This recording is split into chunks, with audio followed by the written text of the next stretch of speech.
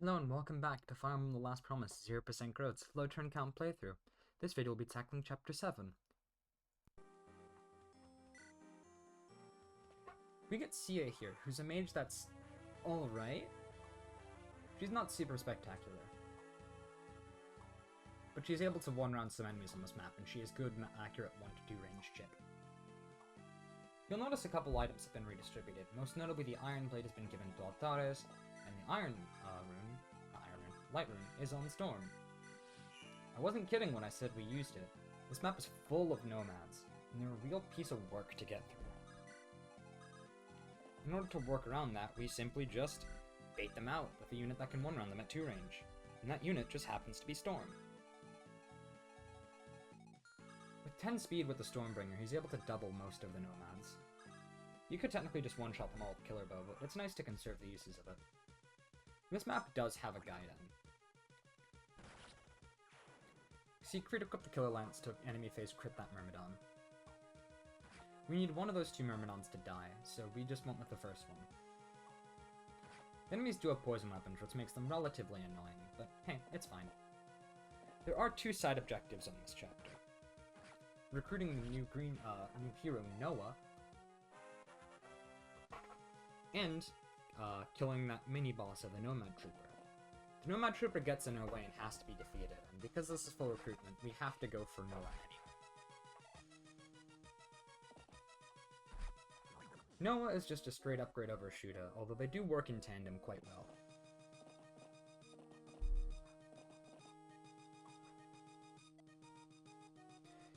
His notable stats include a solid speed stat.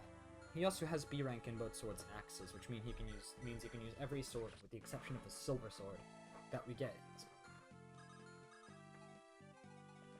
However, we never actually need a unit to use the silver sword, so oops. With that one kill on the Nomad Trooper mini-boss, Shuda reaches level 10. He also gets the Angelic Robe. The Steelbow Nomads are pretty simple to one-round. They can be one-rounded by anybody with 10 speed. This one particular Nomad can be one-rounded by Sia. She's pretty frail and quite overrated. She doesn't do much for this run past Siegfried mode. In fact, she literally never gets deployed after Chapter 10. With the exception of Chapter 18, where she needs to recruit a unit.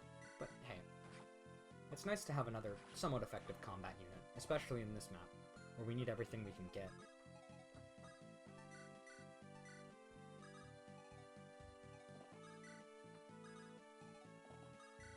If we conserved more uses of the Piercing Sword, Sean would actually be able to one-shot some of the Nomads. But it's fine, we don't want to burn all the uses of it anyway. Plus, we need Sean to be able to be free to recruit Noah. Storm needs to not get crit here. There's no real way to deal with that aside from just not getting crit.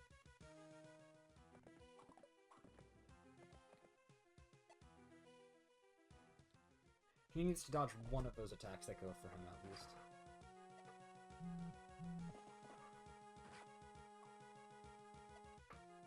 Even with the Stormbringer, he can't double the Nomads that have 7 speed. This enemy phase is very precarious, but it just happened to work out. So we'll take what we can get. Sumiko has enough speed that she actually doesn't get doubled. This Troubadour is a particular annoyance. She happens to have a Paralyzed Staff, which is just a renamed Sleep Staff. We want to get rid of her as soon as we can. We never end up using that, because it disappears after this mode, and Miko never reaches B-rank status. However, if you were to grind her up in a casual run, I guess she could.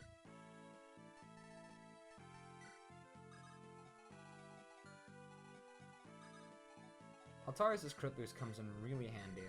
He's able to one-shot enemies with Iron Blade crits. His strength isn't the most impressive stat pool, it's only 6, but with the might of the Iron Blade and the tripling the damage, it's quite alright.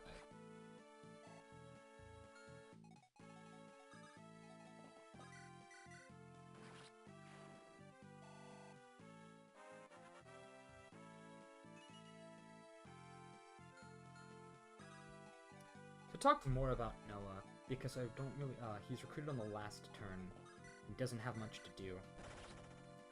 He joins with 29 HP, 12 strength, 16 skill, 15 speed, 13 luck and defense, 7 res, and 10 constitution, alongside double B ranks on swords and axes. There is a reason to, well, recruit him, rather than it being full recruitment. He doesn't cost any turns, and he's actually really helpful in the next couple of chapters. In fact, he saves turns in the Gaiden, because he's the only unit who can one-shot the boss. Normally, he would auto-level his stats in order to keep them for Anakin. However, in this, he keeps the same base stats, although he's still decent enough that he's able to be deployed a couple of times. Storm popped an elixir because otherwise he is at risk of death during this enemy phase. He's using the Stormbringer again because it grants both more weapon experience, increases his avoid by 2, and it's just a powerful bow. Sumiko gets shot twice in this chapter, which is quite funny. We do have to rely on the killer lens a bit on Siegfried, but hey, it works out.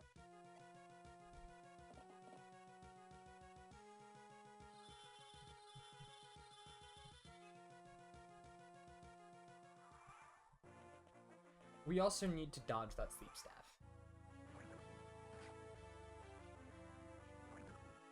Thankfully, the odds of it connecting aren't very high.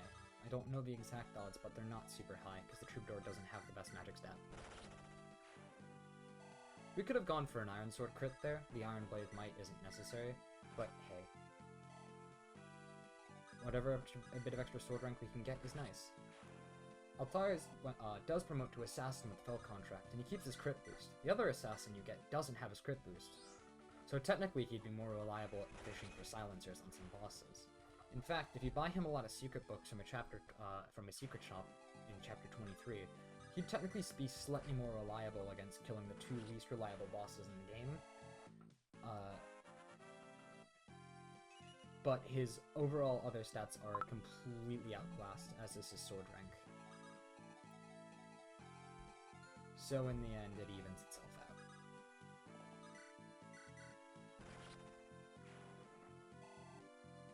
The boss is really annoying to kill. He's fast enough that nobody on our team, not even Shuda, can double her. And he's pretty bulky as a cavalier with a lance. Luckily, we don't need to worry too much about him. We have a unit with a killer weapon after all, one that doesn't face any disadvantage.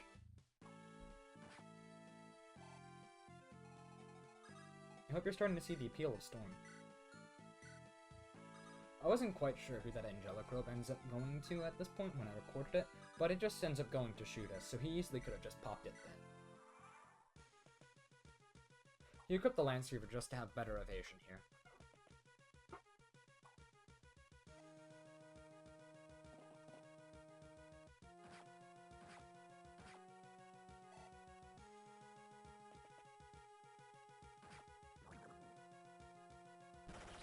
Any enemy that's weak but not dead means that the Troubadour might go to heal them instead. It doesn't come up in this, but hey. If this green mercenary gets put to sleep, it's completely fine. We don't care whatsoever about him. He's not a green unit like Rat's unit in FE6. Or FE7, sorry. Noah thankfully recruits himself.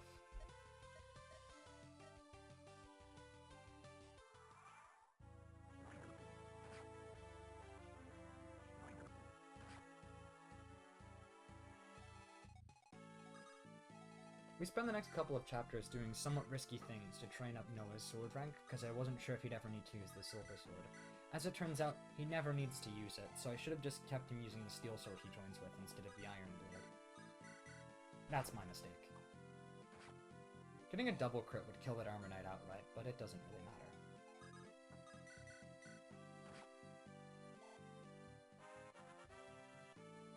You'll notice that Troubadour is right there for the taking.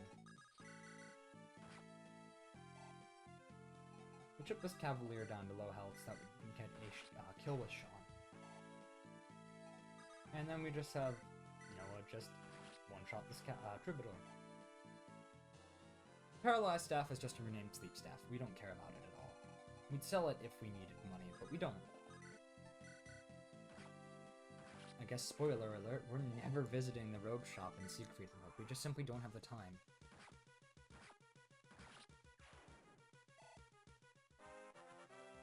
We need to kill the boss in the next turn in order to seize. But the boss is pretty tough, as I've mentioned before.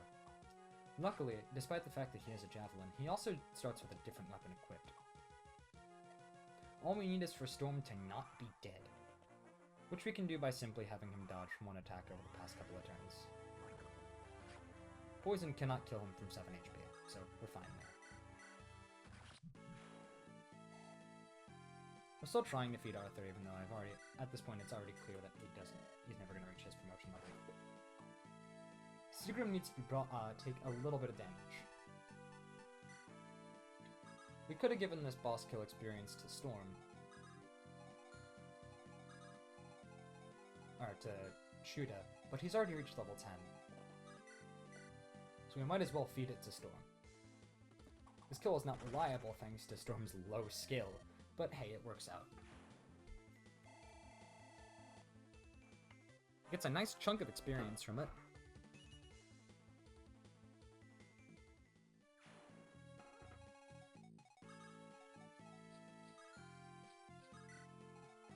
We just moved Inanna over so that Tomiko can heal her up.